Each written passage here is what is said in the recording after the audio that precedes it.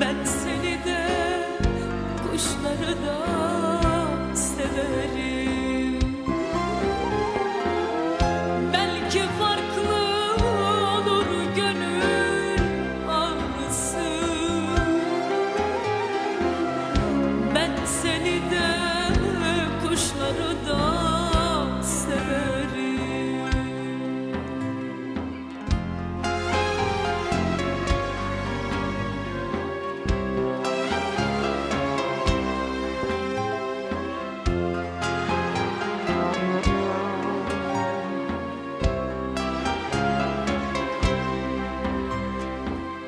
Seni sevmek, sevmelerden bir bütün.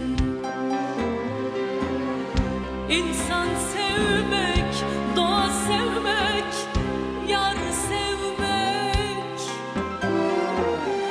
Belki acılardır çok gördüğüm.